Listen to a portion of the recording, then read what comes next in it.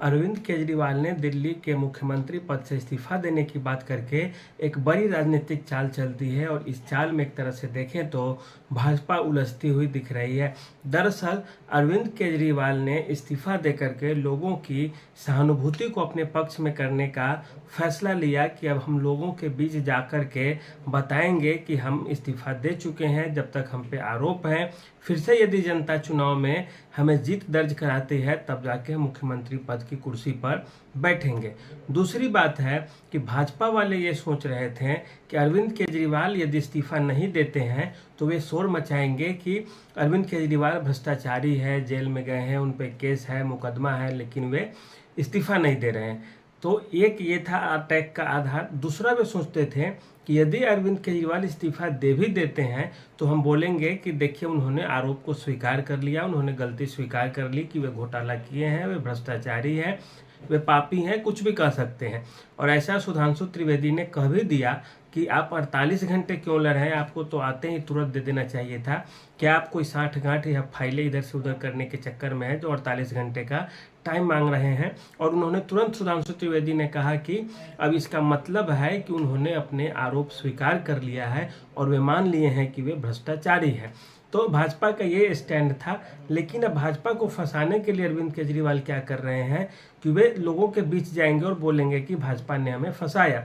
उन्होंने कहा भी अपने भाषण में कि वे अग्नि परीक्षा देंगे, कि भगवान राम जब 14 वर्षों के बाद आए थे तो वे अग्नि परीक्षा दिए थे। उसी तरह अरविंद केजरीवाल भी अग्नि परीक्षा दे रहे हैं, मुख्यमंत्री का पद छोड़ दे रहे हैं। दूसरी बात अब ये हो जाती है कि यदि अरविंद केजरीवाल मुख्यमंत्री का पद छोड़ते हैं तो मुख्यमंत्री के पद पे कौन बैठेगा। अब 2021 में अरविंद केजरीवाल ने आम आदमी पार्टी के संविधान में संशोधन करके उन्होंने यह फैसला कर दिया था कि एक ही परिवार के 2 लोग भी राजनीति में शामिल हो सकते हैं। अरविंद केजरीवाल की आम आदमी पार्टी जो है वह शुरू में कहती थी कि एक परिवार से एक ही व्यक्ति राजनीति में होगा, क्योंकि वे एक आइडियल पेश करना चाहते थे देश के सामने कि हम भ्रष्टाचारी नहीं है, भ्रष्टाचार में लिप्त नहीं होंगे। लेकिन समय कुछ ऐसा बदला कि पार्टी के कई सारे नेता उसमें फंस गए या फंसाया गया, वो तो समय बताएगा। लेकिन उसी को आधार बनाते हुए अरविंद केजरीवाल ने संशोधन किया कि अब एक ही परिवार के 2 लोग इसमें रह सकते हैं। इस आधार पर देखा जाए तो अब अरविंद केजरीवाल हो सकता है सुनीता केजरीवाल को भी मुख्यमंत्री के लिए लॉन्च कर दे या प्रोजेक्ट कर दे, क्योंकि अब एक परिवार के 2 लोग तो रह ही सकते हैं। दूसरी बात, सुनीता केजरीवाल यदि मुख्यमंत्री बनती है दिल्ली की तो अरविंद केजरीवाल को मुख्यमंत्री का आवास नहीं छोड़ना होगा, क्योंकि पत्नी मुख्यमंत्री है तो पति साथ में रह ही सकते हैं, और पति है मुख्यमंत्री तो पत्नी भी साथ में रह सकती है मुख्यमंत्री आवास में। यदि दूसरा कोई व्यक्ति बनता है मुख्यमंत्री तो अरविंद केजरीवाल उस आवास में नहीं रह सकते हैं और अरविंद केजरीवाल कोई और घर में रहेंगे, सुनीता केजरीवाल जी भी कोई और घर में रह सकती है। अब इस आधार पर देखा जाए तो अब हरियाणा में चुनाव होने हैं और हरियाणा में यदि आम आदमी पार्टी को चुनाव लड़ना है तो दिल्ली का जो इस्तीफा है वो काफ़ी उन्हें फायदा करेगा। अन्यथा जब हरियाणा में जाते प्रचार करने के लिए अरविंद केजरीवाल तो वहाँ पे कांग्रेस के द्वारा भी और भाजपा के द्वारा भी, दोनों के द्वारा कहा जाता कि केजरीवाल भ्रष्टाचारी है, भ्रष्टाचार के आरोप है, वे मुख्यमंत्री हैं, जेल से आए हैं, तरह तरह के आरोप लगते हैं। अब ऐसे में अरविंद केजरीवाल हरियाणा में भी खास करके जाकर के युवाओं के बीच में या मतदाताओं के बीच में, महिलाओं के बीच में जाके कहेंगे कि जब तक आप हमें जिताएंगे नहीं, आप हमें वोट में मदद नहीं करेंगे, तब तक हम मुख्यमंत्री पद की कुर्सी पर कैसे नहीं बैठेंगे और आप हमें आशीर्वाद दीजिए और हमें समर्थन दीजिए, तरह तरह के बयान जा करके देंगे। अब यहाँ पे भाजपा को ये फायदा हो जाएगा कि अरविंद केजरीवाल यदि चुनाव लड़ते हैं वहाँ पे तो कांग्रेस वहाँ पे कमज़ोर हो जाएगी। आप अरविंद केजरीवाल का इतिहास देखिए, वे जहाँ जहाँ बहुत मजबूती से खड़े होते हैं वहाँ कांग्रेस साफ हो जाती है, और जहाँ कमजोरी के साथ भी चुनाव लड़ते हैं वहाँ कांग्रेस हाफ हो जाती है।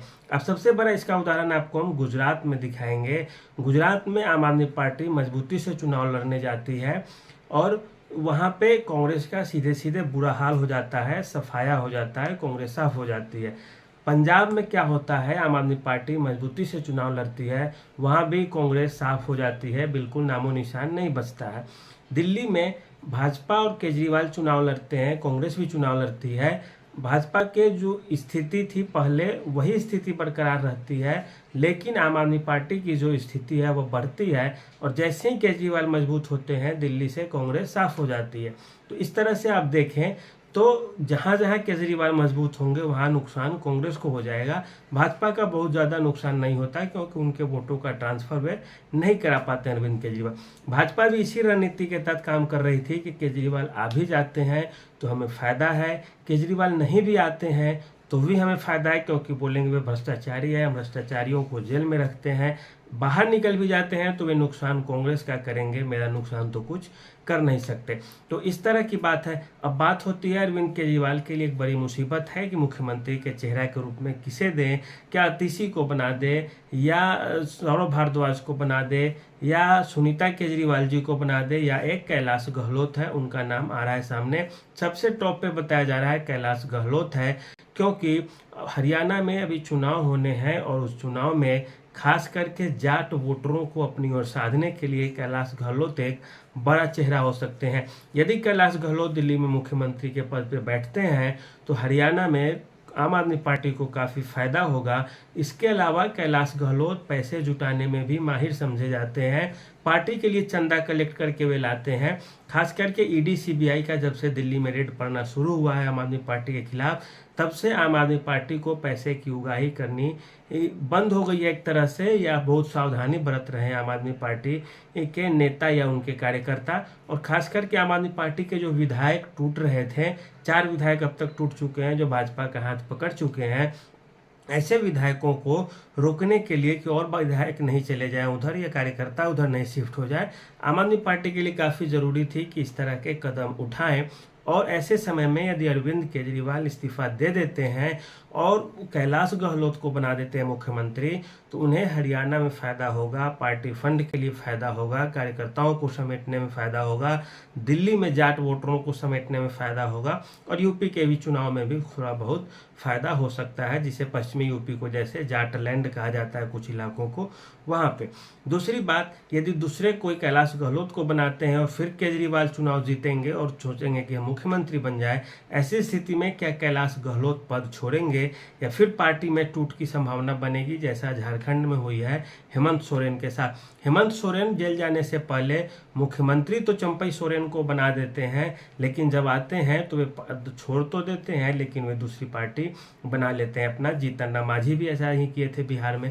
ये डर अरविंद केजरीवाल को सपने में भी हमेशा आता रहेगा और अभी भी आ रहा होगा कि ऐसे ऐसे होते भी हैं। इसलिए हो सकता है अशोक गहलोत की जगह अरविंद केजरीवाल अपनी पत्नी सुनीता केजरीवाल को ही मुख्यमंत्री बनाना ज़्यादा पसंद करें या ज़्यादा तवज्जो दें। कुल मिला के राजनीति की जो खीर है बहुत ही टेढ़ी होती है और दिल्ली में भी टेढ़ी है। अरविंद केजरीवाल जी के लिए चुनौती कम नहीं होगी, चाहे वे दूसरे को बना दें तो फिर जीतने के बाद वो क्या पद से हटने को तैयार होगा या हटेगा तो 15-20 विधायकों को लेकर हट जाएगा, ये भी अपने आप में एक बड़ा सवाल है। ऐसे में अरविंद केजरीवाल को पहचानने होंगे कमजोर चेहरे को जो उनकी इशारों पे काम करता रहे, अन्यथा एक मजबूत चेहरा अगर आ गया तो हो सकता है वह पार्टी में चुनाव जीतने के बाद भी 15-20-25 विधायकों को लेकर इधर उधर हो जाए और महाराष्ट्र वाला हाल हो जाए जो एकनाथ शिंदे ने कर दिया था शिवसेना के साथ। तो ऐसी तमाम अटकलें हैं जिसे आप जानने की कोशिश करेंगे, जानने की इच्छा भी होगी, लेकिन हमने आपको तरह तरह के रुझानों से, तरह तरह की नीतियों से, तरह तरह की राजनीतिक षड्यंत्रों से परिचय कराया है। आज के लिए इतना ही, धन्यवाद।